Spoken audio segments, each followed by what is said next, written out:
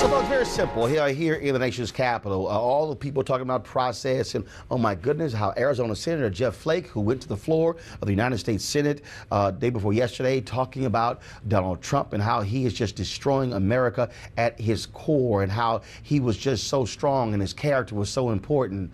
But then again, they went to the White House and Donald Trump says they gave him a standing ovation. Here's the reality, what we're seeing right now. The Republican Party has nothing, they don't care about whether or not Trump attacks them. They'd rather not be attacked. This is about power.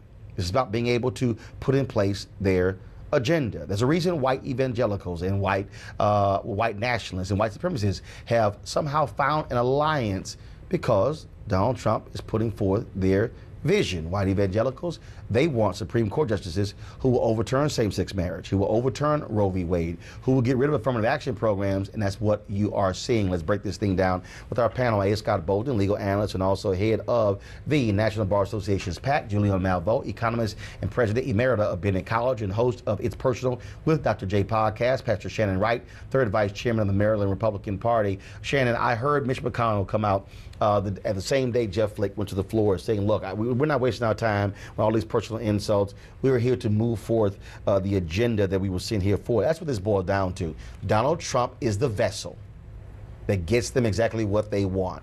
They just have to endure his rants, his taunts, his insults, and his childish behavior. But let's just be clear. They're perfectly fine with him and the agenda they're trying to implement. I don't know if I agree with that. And I say that because you're seeing different sides, even in the same party, that are really trying to go for different things. There isn't a unifier or a unified voice. Not the way I see it. You mean within the Republican Party? Within the Republican Party, honestly. But Hillary Clinton, Julian, gave a comment the other day. I'll try to find the video in a second where she said the Republican Party, they are imploding. No, they're not. And I don't know why. I don't know why Democrats are stuck on stupid on this. They're not. Republicans control 31 of the 50 states. They control the House. They control the Senate. They control the White House, which means they control the federal judiciary. That's not imploding. Now, you may have these skirmishes. You may have these areas inside the party where they're fighting, but let's be clear. They'll fight, and Senator Bob Corker of Tennessee and Senator Jeff Flake, they're going to turn around and vote for the same policy. There you go. I mean, if you look at that vote that the vice president broke the tie on. Dealing with the consumer law, class action lawsuits. 50 Republicans voted to disempower consumers. And how many Republicans are there? 52.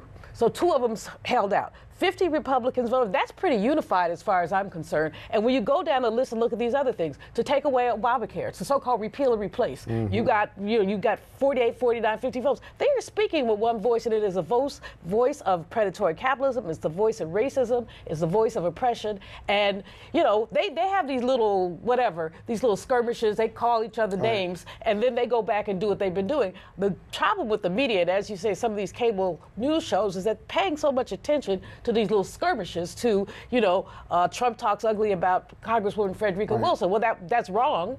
But at the end of the day, it's not dispositive of their republicanism. And by the way, who voted with Donald Trump and the Republicans 90% of the time? Corker and Flake did. So that just supports what we're saying here. But here's the other thing, that the GOP and those who support them and who support Donald Trump aren't voting their interests. They've decided to vote their whiteness, if you will. And as long as they're voting their whiteness, they're a pretty unified party. Here's why I'm making that point, Shannon.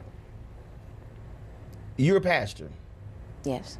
For the last 30 years, last 30 years, the moral majority, all I've heard from the late Jerry Falwell, from Pat Robertson, who I believe has dementia, because he's absolutely out of his mind. Probably sold us 45. When I listen to Tony Perkins and Franklin Graham and Robert Jeffers, now listen to Jeffers, but listen to all these people. All I've heard is it's about morals and character, values, and respect of wives, respect of marital vows and all those things. And then Trump comes along. Yeah, all right, fine, he had 3 wives.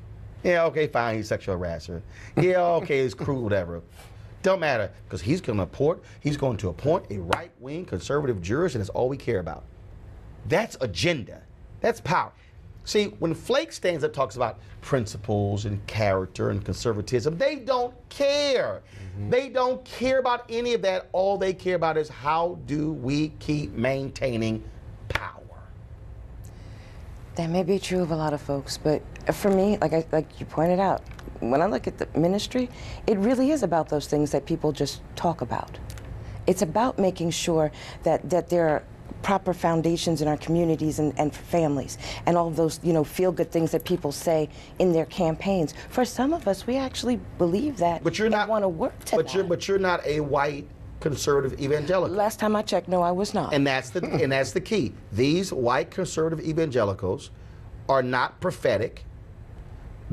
First of all, I call them fake Christians because they pimp the Bible for whatever their purpose, and that's what you're seeing here. And so they are putting their partisan politics before the prophetic. And as I said about Pastor Paula White and the rest of them, it's P-R-O-F-I-T and not P-R-O-P-H-E-T. And you're seeing these alliances. And so they are aligning there.